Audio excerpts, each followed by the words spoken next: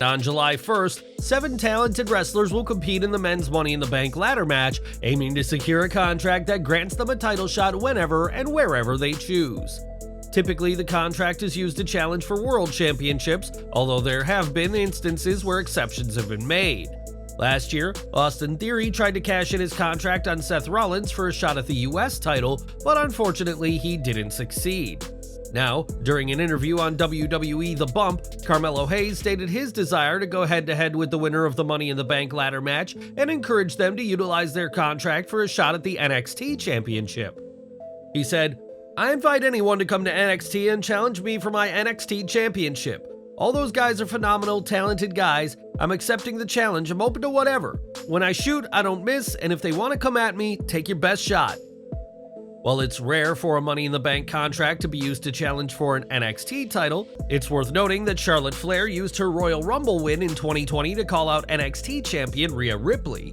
This shows that important WWE title opportunities have been used to go after NXT gold before. With Carmelo Hayes throwing down the challenge, it'll be interesting to see if the men's Money in the Bank winner will take the opportunity and make history by cashing in on the NXT champion. What are your thoughts on Carmelo Hayes challenging the winner of the men's Money in the Bank ladder match to cash in on him and his NXT championship? Do you think it's a bold move that could create a memorable moment in NXT? Leave a comment below. Now, the World Heavyweight Championship has gained significant prominence in WWE under Seth Rollins' reign. Ever since his victory at Night of Champions, Rollins has been dedicated to defending his World Heavyweight Championship at every opportunity.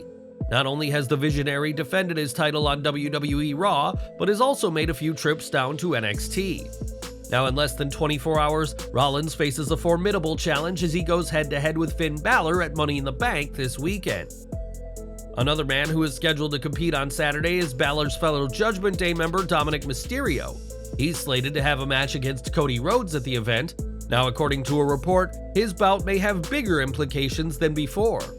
According to Zero News, the current plan for WWE Summerslam is to have Seth Rollins defend the title against Dominik Mysterio, provided things go well for Mysterio at Money in the Bank. The plan hinges on Dominik's performance at Money in the Bank, where he needs to defeat the American Nightmare Cody Rhodes to solidify the title opportunity. As previously reported, it appears that WWE has plans for Brock Lesnar to interfere and cause Cody Rhodes to lose his match against Dominik Mysterio. This would effectively conclude the feud between Rhodes and Mysterio, while reigniting the rivalry between Rhodes and Lesnar in preparation for a match at SummerSlam. What do you think of Dominik getting an opportunity to go against Rollins' title? Sound off in the comments below. More from WWE as during a recent live event, Rhea Ripley executed a powerful DDT on Dominik Mysterio, courtesy of World Heavyweight Champion Seth Rollins. Prior to the 2023 Money in the Bank show, WWE organized a house show in the Utilita Arena in Sheffield, England. The main event featured Damian Priest from Judgment Day challenging Rollins for the World Heavyweight Championship. Rollins successfully defended his title against the Archer of Infamy. In an interesting twist, Rhea Ripley tried to ambush the champion with powder while Dominik Mysterio held him back. However, Rollins fought back, causing Ripley to inadvertently blind herself, and then countered by striking Dominik in a vulnerable spot. Later, Rollins executed a DDT on Dominik, much to the excitement of the crowd. Rollins was so over with the crowd in attendance, prompting him to grab the microphone and express his gratitude to all the fans. He even took the time to pose for photos with them after the match. AEW news now, as according to the latest report from Fightful Select, Bryan Danielson's creative influence within AEW has been significant. He has been spending time in the creative team, particularly helping out with the first few weeks of AEW Collision, and his efforts have been praised. Danielson's backstage presence and discussions with talent about the company's expectations have been seen as highly valuable.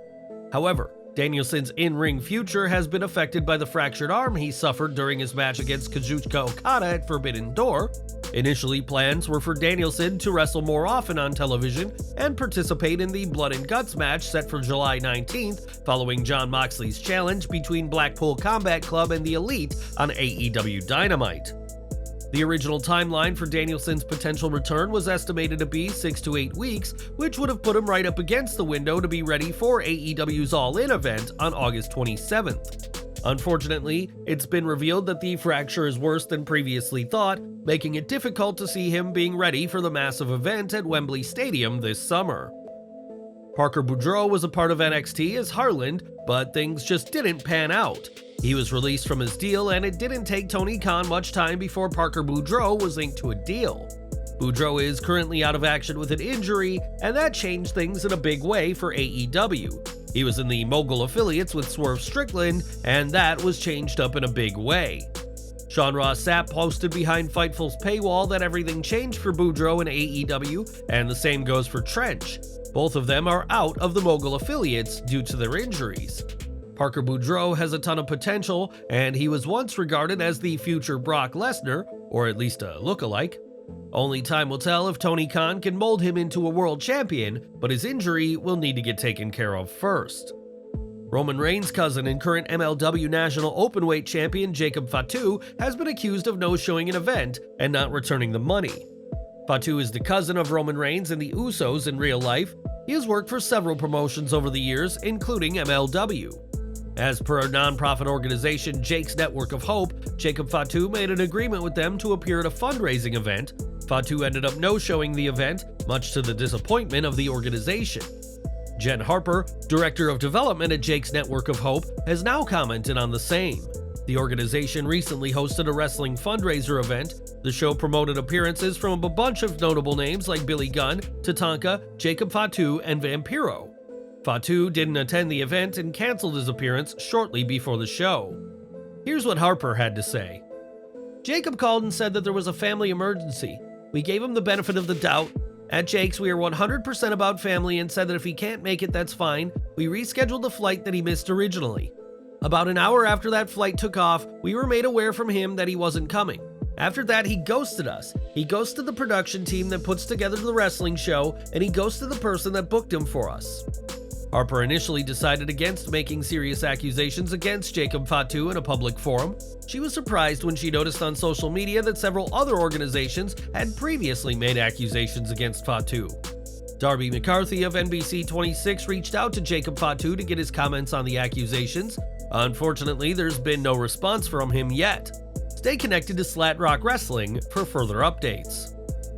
We're finally ending with WWE, as once a wrestler joins WWE, their career largely falls under the control of the company. Their success is determined by the opinions of higher-ups. However, if any wrongdoing surfaces, WWE tends to take swift action. This was the case for Zachary Wentz, formerly known as Nash Carter. Wentz was released from WWE following accusations of domestic abuse made by his wife, Kimber Lee, in April 2022. She shared a photo of a split lip, alleging that Wentz had struck her. WWE promptly let him go. There was a lot of controversy surrounding the entire issue, with Queenie Marie, the wife of Wes Lee, questioning the validity of the abuse claims and suggesting they were false. This happened just days after Wentz and Wes Lee won the NXT Tag Team titles after a long pursuit. Whatever the reality of the case, since then, Wentz has been wrestling on the indie circuit, but now he has made a major return to Impact Wrestling. During a match between Chris Sabin and Trey Miguel, when Sabin lifted Miguel up for the cradle shock, the star ran in and hit him with a high kick. Sabin won via DQ. Trey and Wentz then hugged before attacking and beating down Sabin. What do you think about Zachary Wentz's return to the company after leaving in 2020 following a 2-year tenure?